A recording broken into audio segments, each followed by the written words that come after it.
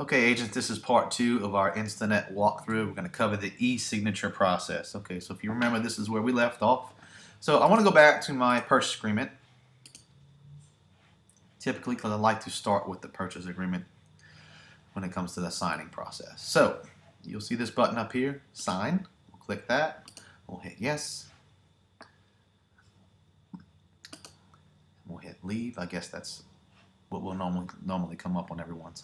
All right, so it's fairly self-explanatory. So step 1 here, I don't really ever see the need to do this top option. I always do everything here, which basically means first come, first serve. So if you have 2 signees, it doesn't, or it shouldn't really matter. I guess the only time you would really want to use this if you were working with maybe a buyer and a seller and you wanted one to sign first before the other. So anyway, I do not also use any of these advanced options, which has an expiration and reminders and so forth and so on. Okay, second step, let's move on now, hit the plus sign. We're going to go ahead and choose the participants, which basically means who is going to be signing. Okay, so we'll go ahead and hit that add participant button, and we'll need 3 pieces of information: first name, last name, and email address. So we're going to go with buyer, and we're going to go with his email address.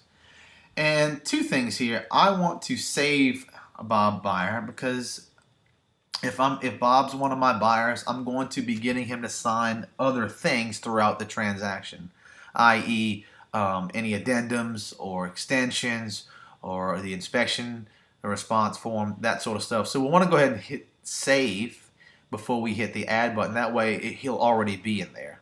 And if you want to, you can also choose his role as the buyer. For right now, I'm just going to leave that blank, though. I'm going to hit add.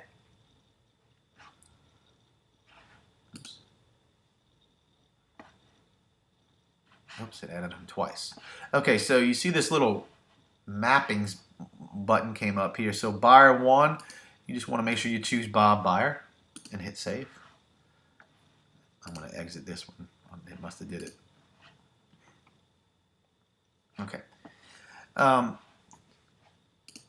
since we also are doing like an agency disclosure, you want to go ahead and add yourself because you'll be signing as well. When you hit add yourself, you should see all of your information populate. So I'll go ahead and hit add. All right, I do not have one of these roles, so I'm just going to hit close. And now we'll move on to the documents section. Okay, so there's our purchase agreement, but we want to add more documents to sign. So we're going to go ahead and hit add. And then we're going to choose the ones that were associated with the transaction, which is this top one. Okay. If you remember, we filled out the WDIR, or WDIA rather, and the agency. And also, you'll notice on the bottom, that is the property disclosure.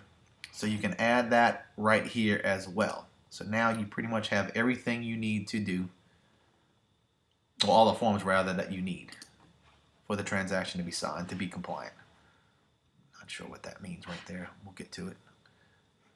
Okay, so then we'll move on to the design phase.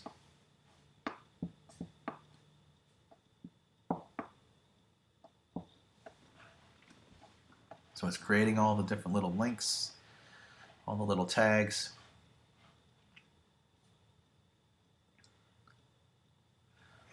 Come on.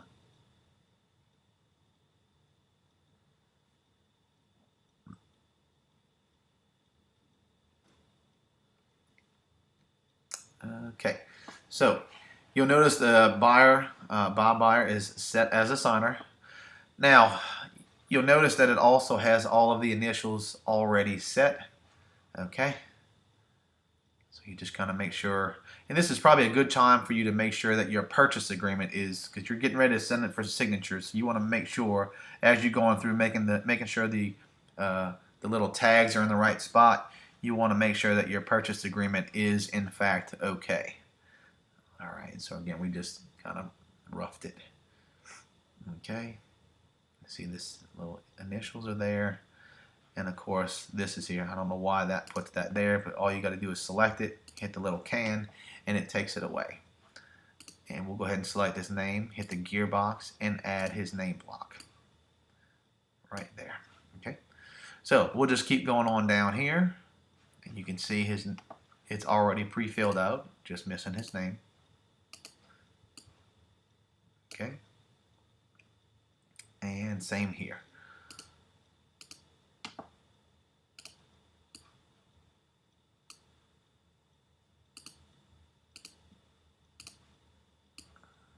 Okay, now you notice I need to sign here as well, but in good practice, I go all the way through the document first, all the way to the bottom, and when I'm done, I go back and change to the next signer, which in this case would be me, but if it was our spouse or something like that.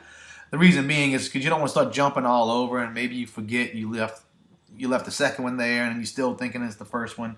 So again, good practice is to go down all the way until you've got everything done by one person, and then move on to the next. Okay, so we need some signatures here. So we'll go ahead and hit the drag and drop button, and you'll see a lot of different options. The most common one you'll use is right here, the signer button. Okay, so we'll plop that right there. We'll do the gearbox. We'll do date, gearbox time, gearbox name, and then you just got to kind of drag them in all the right spots. Okay, and of course the initials. Initial here. All right.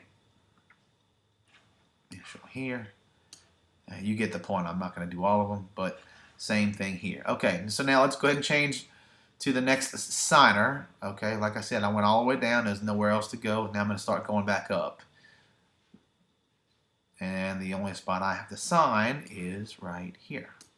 And I've already put the date there. So that's it. So now all I have to do is hit the next button. It will start to prepare the document. And you have two options here. You can hit send, and it will go ahead and send the invitation. Or you can hit customize, which you can, I guess, sort of offer a little bit more of a custom message.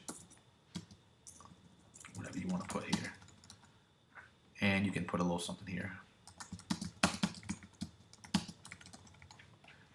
Of course, that's to the buyer. And you can offer a different message to each signer. But I'm going to hit save, and then when I hit the send button, that's it. It'll be done.